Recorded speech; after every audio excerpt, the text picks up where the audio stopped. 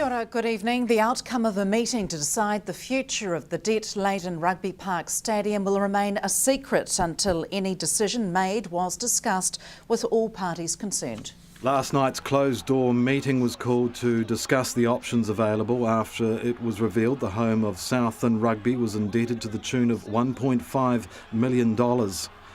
$600,000 is owed to Rugby Southland, $150,000 to Pacific Dawn Limited and $750,000 to the Community Trust of Southland. Rugby Southland, the Invercargill Licensing Trust, the Invercargill City Council, the Southland Community Trust and the Southland Outdoor Stadium Trust all had representatives at last night's meeting. All are remaining tight-lipped over the outcome, with Southland Outdoor Stadium Trust Chair Ian Tulloch revealing only that they had attained a positive solution. Southlanders who entered the Gallipoli 2015 ballot to attend the 100th anniversary of the Anzac landings will be notified in the coming days whether they've been successful. 23 Southland applications for double passes have been granted, with 26 being allocated to Otago. A total of 9,851 applicants were entered in the ballot nationwide, with 950 double passes or 1,900 places available. 100 special passes were held back from the ballot to be issued to youth and other representatives at a later date, while there's a waiting list for those applications who were not successful. Environment Southland compliance staff have taken to the skies this week to undertake aerial inspections of dairy farms in Southland. The aerial monitoring is the most cost-effective way for staff to cover large ground areas where dairy farms operate, allowing staff to reach more farms faster. Got a little under 900 farms, and the first lot of inspections are done on foot. The second lot of inspections done on these farms are done by aerial, so it's quicker for us to get around these farms using a helicopter. Aerial manoeuvring enables staff to identify serious issues where the environment could be put at risk and ensures compliance rules are being followed. Previously, unauthorised wetland drainage, waterway degradation by stock and breaches of mob stocking practices have been identified from the air. We look at the things that are the non-compliant stuff, and we follow it up on ground. Or the full compliance stuff just gets loaded on file. Staff say it's not only fast and effective, the aerial advantage enables them to gather annual visual information and cuts down travel time significantly. The program is scheduled for 8 days in the year, but I see us completed the whole thing in 4 days. Connecting students who are strangers and binding communities together to look at issues not necessarily related to bullying or cyberbullying is behind the latest series of workshops by Internet Health and Safety Advisor John Parsons. Organised by the Southland-formed Poppycock Trust, the presentations bring together not only police, health and social services, but also the students themselves. Parsons was at Southland Boys High School today presenting workshops to year 11 to 13, tailoring content to match issues identified through school surveys. The surveys now will go back to the Poppycock Trust, and they will look through those surveys themselves, and they will formulate the data and give it back to the school, which will form a direction on how the school can manage this environment for themselves. Was there anything coming through in that survey that you haven't seen before or struck with another school? I think what's encouraging is that the students themselves know what they need to do, and many students do already do that kind of thing. Which is to stand up together, help each other, support each other. But we also want to connect students with students that don't know each other. If you've got a boy that's walking down a corridor and there's a younger student walking past them who's in some way stressed or anxious because something's happening for him, maybe it's not even to do with bullying or cyberbullying. Maybe he's living at home in a situation that is intolerable. Maybe his mother is being assaulted by a boyfriend. We want that child or that student to know that he could even talk to that student and say, look, this issue is going on for me, can you help me? One of the things that's come through strongly today is empathy and getting the connection or getting their attention with that. Absolutely. You would have seen there that we asked them to put their hands up when we saw somebody that needed help. Not one of them looked left or right because they've got empathy, they're in an empathetic state, and they are able to put the hand up without hesitation and say, yes, I'll stand up for that person. And when they demonstrate that repeatedly amongst themselves, it becomes acceptable. it becomes an acceptable thing to do. And research around the world shows us that we've got to demonstrate the power of empathy and really demonstrate it within the classroom so that they can take it on for themselves. Also, students standing up today amongst their peers and sharing their own story. Yeah, I mean, that happens quite a lot. It's never planned, but when it does, it affects all of the presenters. You'll see the room often go very quiet, and that's because everybody is going into this sort of empathetic state. And when you get students to stand up, like you saw today, with so much courage and speak about the challenges that they face for themselves and the change that they want to occur, I think that's the best education we can have. It's not a pamphlet. It's not a bullet list of don't do this and don't do that. It is human beings connecting with each other on a very human level. So what you saw on stage really was capturing the community in its entirety. We have police, we have health, we have guidance counsellors, we want parents involved in this as well, so that they understand the safe harbours that they can go to when they need help. What's happened for me with the work that we do, certainly I work in internet health and safety, but I've really evolved into using empathy as a tool for change, and that is centred through all of the education that we deliver through the Poppycock Trust in this region. I think the best thing that we can do is empower everybody to take the strength that they've got and use that to stand up for somebody else, and that's the kind of message that we want to bring. Stay with us after the break. A new study shows the savings on fruit and vegetables in market shopping.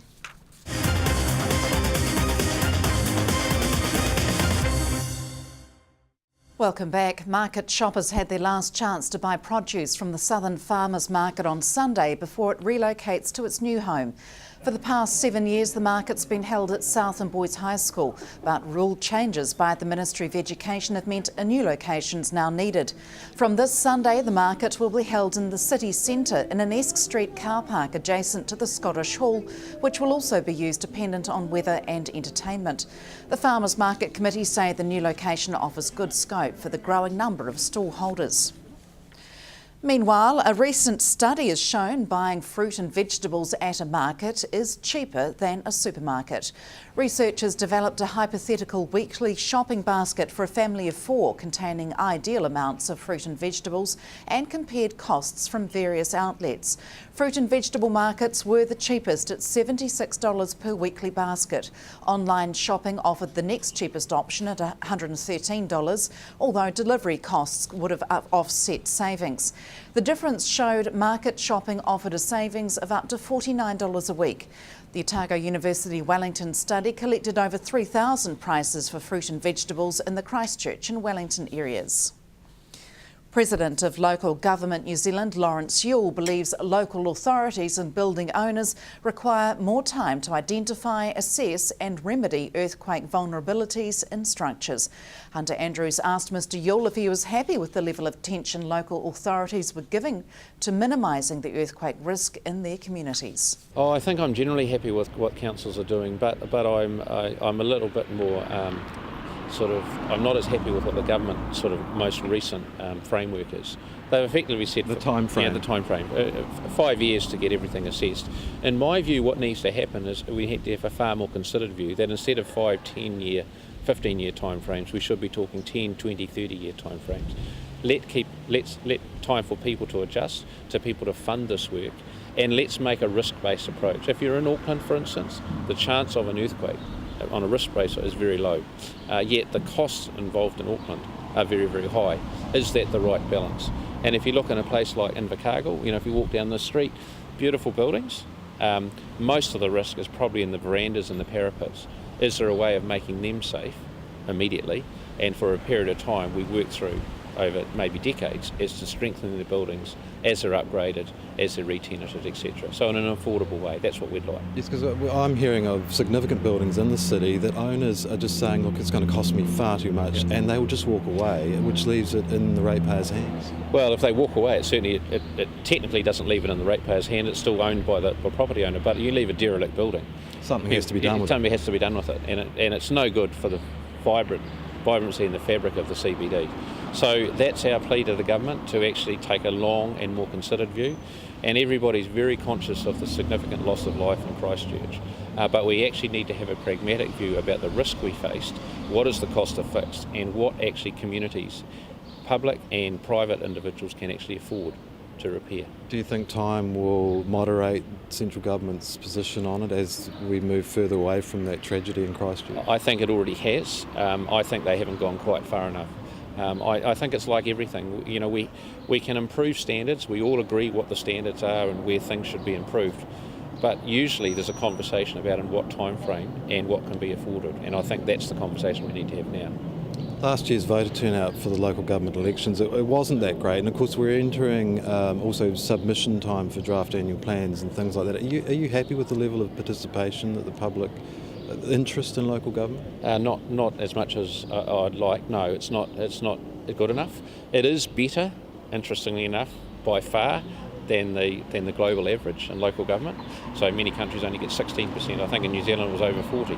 But the fundamental thing is, I think the way we engage with the public needs to change. So having meetings in cold, dark halls, at 7 o'clock at night, doesn't work anymore. People are far more onto it with technology, do a lot more things. So you're talking about streaming meetings? Yes, with streaming meetings, it's happening in some parts of New Zealand. I'm talking about communicating messaging of council activities, concerns. There's much technology which says actually you can go and ask the public what they think about an issue quite regularly through Facebook and other media, rather than just waiting every 3 years. So all that is part of the new technology, and I think we've just got to get our head around how that works. And voting online over postal voting? Well, I'm a big supporter of that. We will go to that. I hope at the next local government elections there will be at least trials done of that. It's just the way of the future, particularly for young people. They're not interested in filling out forms or even going into a voting thing. They'll vote online, they'll get all the information online. I just think it's the way of the future. Labour's spokesperson on local government, Sua Williams-Seo, says his party will be rolling out its policy on local government over the coming months. The MP for Mangere was in the city for a meeting of local government New Zealand Zone 5 and 6 representatives. Hunter Andrews asked him what he and his party believe is core business for local government. There's constant debate around that, whether core council businesses should be just rates, and roads. But at the end of the day, I think when the Local Government Act 2002 came in, the core of that Local Government Act was about well-being, cultural, social, economic well-being of the general public. And I think that's what we will do as a Labour government, is restore that powers of general competence. At the end of the day, local councils have a role to play in community development as well as in nation building.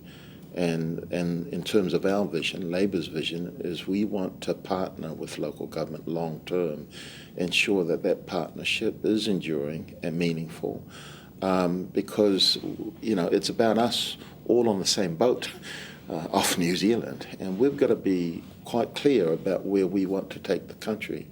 And as far as Labour's concerned, it is about a country of opportunities for all people and not just the few. Let's talk about participation levels. Around New Zealand there wasn't the greatest turnout last time. There seems to be quite a lack of interest. I mean, stories here like a woman having 37 cats does grab the headlines, but other than that there seems to be very little participation. What do you put that down to? Oh, look, I think there's a whole range of reasons, and it is a challenge, not just in Southland, but also in Auckland. I think the younger generation have a particular role to play long term. And we've got to look at various ways of trying to encourage more participation. But I mean, in the last 6 years, what we've seen under this regime is sort of the taking away of democracy and participation by local communities. And I think that's the wrong way to go. I think more and more people do want to participate, but councils also have a role to play in enabling that. And so long term, it's a challenge that we've got to face on. There's been some discussions already about how to make that happen with electronic voting. I'm not quite sure. I mean, it is one option, but I think people do want to have a closer connection with their elected councillors. Tonight on Sport, we talk to Southern Steel Vice-Captain Wendy Frew after the Steel's first ever win on Australian soil. That's after the weather next. From the news team, good night.